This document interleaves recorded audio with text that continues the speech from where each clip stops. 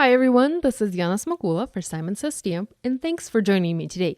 I'm excited to bring you another episode from my bi-monthly Yippee for Yana video series. In today's video, I'm showing you how to add shading and dimension to solid, stamped images with the help of inks. Now, this card took me 2 attempts to make. When I was in the middle of stamping my first project, I left a big gray fingerprint on the card base just below the sentiment. And while I was trying to salvage the card, I left 2 more inky prints on my paper and decided to re-stamp the entire thing. So a word of caution, when working with inks, make sure your fingers are clean and you're not touching the card base all the time. I'm making a 1-layer card today, and I'm starting by stamping a big, bold sentiment that reads, "You are fantastic." I'm using Simon's black ink for this. The sentiment comes from Simon Says Stamp Big U Words stamp set and features a lot of messages that you can pair with the word you. The line under the sentiment is actually a stem from a floral stamp set from Altenew called Simple Flowers. I wanted to add something under the sentiment to complete it, but I didn't want that something to be perfectly straight. I didn't want to have a perfectly straight line, so this is why I used a stem. Because I knew I would be doing quite a bit of stamping, and since I knew my images would overlap, I decided to create masks. Now, truth be told, I am never one up for masking.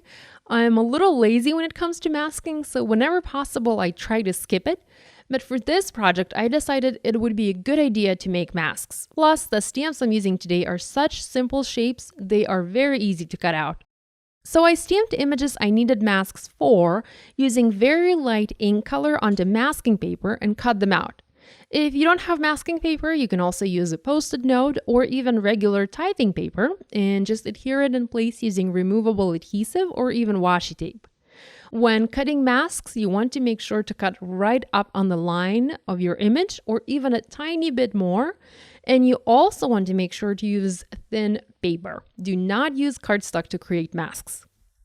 Before we move on to actual stamping, I wanted to show you my practice piece.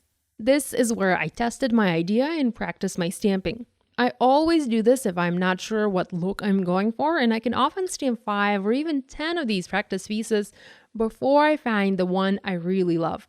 I always use typing paper for this and never my good cardstock. When it comes to stamping cards like this one, the color combo is also very important, and it's essential to pick a nice mix of colors for great results. Today I'm using yellow, orange, and gray color combo. For each color, I picked a lighter and a darker shade ink pad. So there's Duckling and Sunshine for my yellows, Apricot and Orange Slush for the orange, and 3 shades for the gray. There is Fog and Smoke, and also Smoke and Cobblestone. So let's go ahead and start stamping our flowers. The trick here is to stamp the same image multiple times, 2 or even 3 or maybe even 4 times in the same spot. And thus, using a stamp positioner is important to have great results. I'm inking up the first flower using light yellow shade and stamping it onto my card base placed inside the MISTI. The impression isn't perfect, that's okay. We're going to build on it to make it better. To add some depth to my flower, I'm going to darken the edges and will keep the center light. To do this, I'm using my dark yellow shade and inking up just the edges of the stamp. I'm holding my ink pad at an angle and just lightly tapping or swiping or brushing the ink pad up against the edges of the stamp. So I've inked up just the edges, and I'm going to close the door of my MISTI and stamp just the dark outline. It's a little bit too dark. The contrast between the flower center and the edges is a little bit too big. So to smooth that out, I'm going to ink up my stamp using light shade again. This will help the ink blend a little bit and will create a slightly smoother transition of color. And as the ink will absorb into the paper, it will smooth out even more.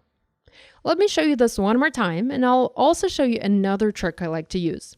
I'm going to mask this flower and we'll stamp another one next to it.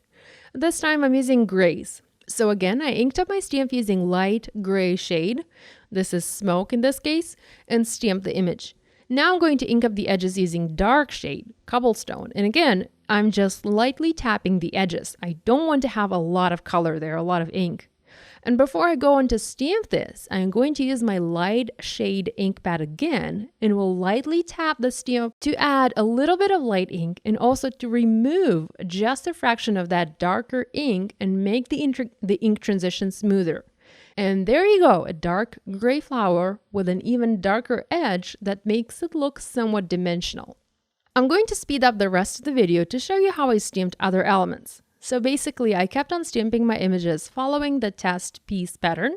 I'm also using my masks and masking the pieces I have already stamped to avoid images overlapping. Now keep in mind, you can use this technique with many other floral stamp sets.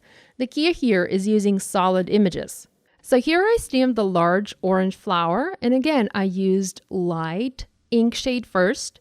Next, inked just the edges using dark shade and added one last layer using the light shade again to help the colors blend.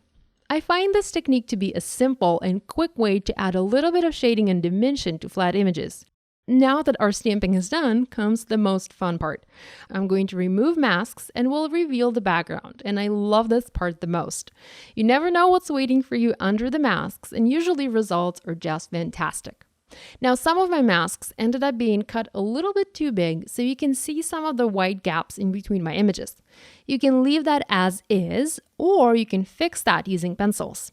I used my Prismacolor pencils and just carefully filled the gaps with a single color that best matched my stamping. And as soon as that is done, no one will ever know I had any imperfections there. I always tend to add something to my one-layer cards that makes them not so one-layer anymore, and I couldn't resist adding clear droplets to this card here. I used droplets from Pretty Pink Posh in small and medium sizes and just adhered a few here and there onto my card front. So this finishes today's video. Thank you so much for joining me today. I hope I was able to inspire you to create.